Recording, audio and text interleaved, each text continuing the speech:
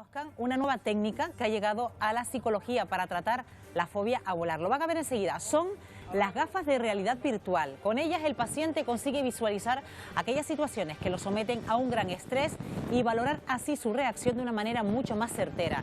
En unos minutos les vamos a explicar en qué consiste exactamente esta terapia. Bueno, y el miedo a volar, yo decía, una de las fobias que vemos más frecuentes en las consultas de los psicólogos, y saludamos antes a Isabel Ramos, que es psicóloga, y nos viene a hablar de una nueva terapia que hay para evitar o por lo menos tratar a esas personas que sufren fobia a volar. Isabel, ¿qué tal? Buenos días. Buenos días. Ahora sí se te escucha, sí. Isabel. Bueno, como decía, se han recurrido como una nueva terapia los psicólogos, o por lo menos algunos psicólogos, a las gafas de realidad virtual, que de hecho hoy nos ha traído una de ellas. Sí. ¿Por qué? La terapia de tratamiento de las fobias es la terapia de exposición, es decir, cuando tenemos un miedo, tenemos una fobia, la solución siempre va a ser, y es lo que está más probado que funciona, exponernos. ¿Qué pasa? Que en consulta yo no puedo coger al paciente y llevármelo al aeropuerto y subirlo en avión y exponerlo varias sesiones. La otra opción que nos quedaba era hacerlo en imaginación, que funciona, pero no funciona tan bien como hacerlo en realidad. Y esto nos aporta una solución intermedia, que es que el paciente se exponga desde la tranquilidad de la consulta, pero en un entorno totalmente inmersivo, totalmente realista. Entonces, la terapia sigue siendo la misma, digamos que lo que cambia es la forma de llevarla a cabo. Y por la experiencia de los primeros contactos que has tenido con tus pacientes, ¿está siendo efectiva? Es una terapia muy efectiva, que los pacientes además la aceptan muy bien. También tiene un puntito de la curiosidad que da, ¿no?, empezar a trabajar con nuevas tecnologías, y en general está teniendo muy buenos resultados. ¿Pero es lo mismo, Isabel, el miedo a volar que la fobia a volar, o hay que diferenciarlo?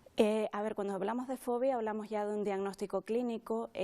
Muchas personas, tú comentabas, el 25% de la población, incluso más, padece miedo a volar, es decir, le inquieta volar o no le gusta volar. Es decir, siempre tenemos ese gusanillo de qué podrá pasar, irá bien el vuelo, ¿no? Esa inquietud. Una fobia a volar es algo ya mucho más limitante. Una persona que tiene una fobia a volar no se sube a un avión, o si se sube con un malestar tremendo. Entonces ya ahí empezaríamos a distinguir entre la persona que tiene ese pequeño miedo, esa inquietud, y la persona que tiene una fobia y organiza toda su vida en torno a ella. Bueno, ¿y a qué situaciones se expone el paciente cuando va a una consulta, a terapia? En tu caso, Isabel, le pones las gafas de realidad virtual, ¿qué es lo que ve? ¿A qué se enfrenta?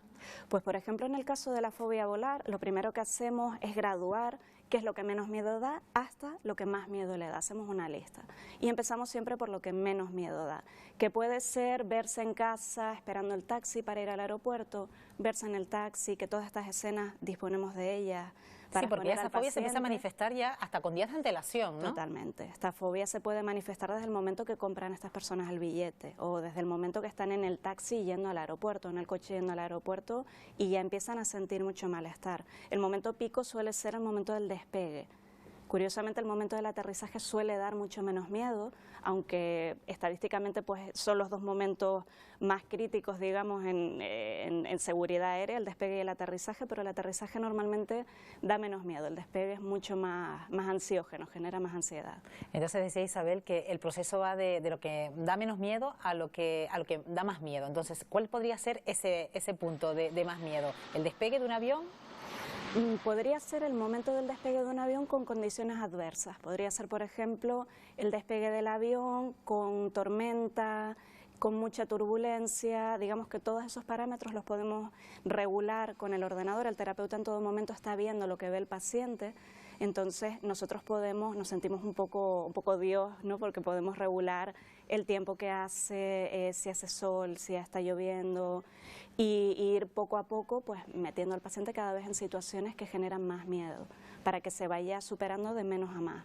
El caso es que el papel del terapeuta en este caso está viviendo también al mismo tiempo cuál es la reacción del paciente ante una situación adversa durante un vuelo, en un avión. Sin embargo, esos síntomas que a lo mejor puede manifestar en un avión, ustedes no están presentes, prácticamente ellos se lo cuentan qué es lo que les sucede, ¿no? Pero en ese momento ustedes están siendo partícipes, ¿no?, de las reacciones, de los síntomas, de las palpitaciones, de cómo sudan, de cómo tiemblan, ¿no? Me imagino de todas esas sensaciones, ¿no? Claro, en el momento que estamos trabajando con realidad virtual tenemos una idea muy completa de lo que padece el paciente cuando se expone en realidad, porque realmente la sensación es que estás ahí.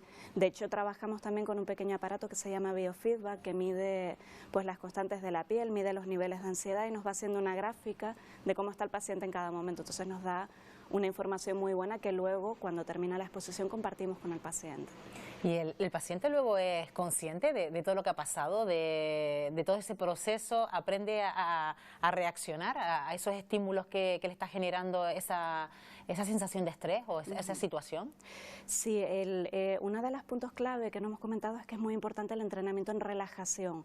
No lo usamos durante la exposición, pero sí que el paciente sea capaz de regular su nivel de ansiedad y sí que son conscientes de que cada momento que se exponen el miedo va bajando, ¿no? Y lo vemos además porque la herramienta con la que trabajamos a nivel de software es muy gráfica y podemos ver los descensos de ansiedad de una forma periódica. Entonces ellos se van dando cuenta que el miedo no se mantiene igual todo el tiempo, sino que va bajando. La gráfica del aparato de biofeedback también va bajando, entonces ellos se dan cuenta pues de que realmente el miedo se puede reducir.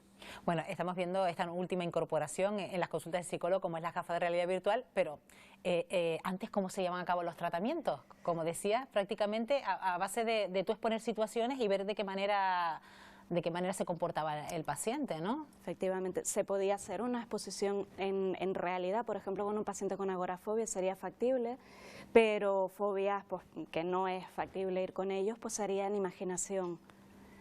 Pues generamos una visualización, el paciente la imagina, no todo el mundo tiene la misma capacidad de imaginación, con lo cual ahí ya nos encontramos que este tratamiento, cuando lo hacemos en imaginación, puede ser más efectivo en unas personas que en otras. Aquí es más complicado que no se metan en la situación. ¿Cuántas sesiones serían recomendables para salir de esa fobia? Pues, por ejemplo, una fobia a volar, estamos trabajando en torno a 6, 8 sesiones si no surge nada adicional, que a veces en psicología pues 2 más 2 no son 4, ¿no? Pero en general nos encontramos que en 6, 8 sesiones el paciente pues, puede funcionar de una manera buena, ¿no? Puede enfrentarse a este miedo y aunque nunca sea su actividad preferida, pues por lo menos hacer una vida normal.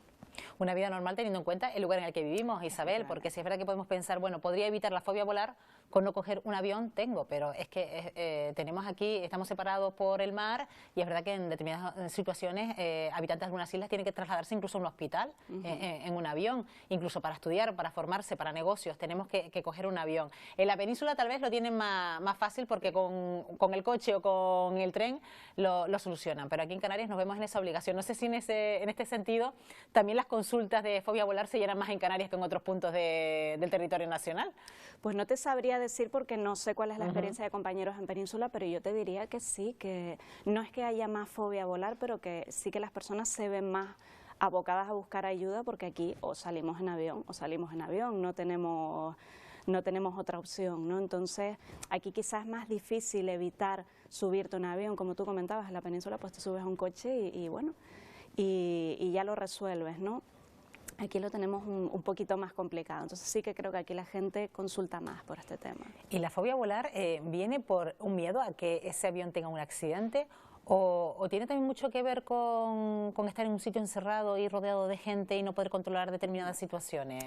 Esto que comentas es importante porque cuando trabajamos con fobia a volar hay que discriminar muy bien si realmente estamos ante un paciente que tiene una fobia a volar o ante un paciente que tiene una claustrofobia. Entonces, el paciente que tiene fobia a volar solo se circunscribe a ese momento de volar. El paciente con claustrofobia es mucho más amplio, un miedo a espacios cerrados, a sensores, a una resonancia magnética. Entonces, esto lo trabajaríamos de otra manera.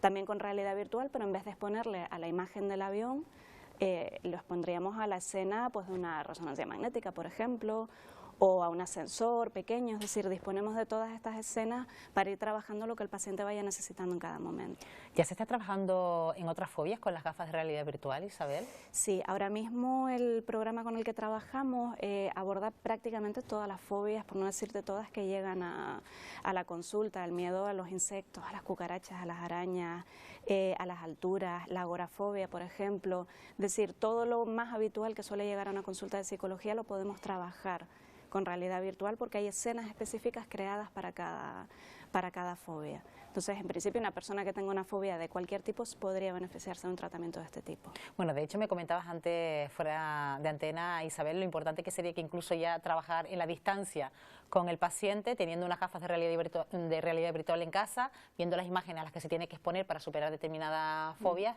incluso sería todo mucho más cómodo, ¿no? A ver, yo tengo la idea de que como pasó hace años con los móviles, llegará un momento que todos tengamos unas gafas de estas en casa y sea algo totalmente habitual y se abre un mundo de posibilidades para trabajar en salud, ¿no? Desde medicina, psicología o telepresencia, por ejemplo, que el paciente esté en su casa con las gafas. No sé, igual le doy la idea a alguien que diseñe un programa de ese tipo, pero yo creo que esto, que es el futuro, bueno, en realidad es el presente, ya lo tenemos aquí. Ya lo tienen aquí, incluso ya tiene casos que está tratando Isabel como psicóloga a esas personas que sufren fobia a volar. Pues ya saben, no pierdan de vista las gafas de realidad virtual porque hay que ver también las ventajas que nos ofrece. Pues Isabel, gracias por habernos acompañado y que pase una feliz fiesta. Gracias a ti, feliz fiesta. Buenos días.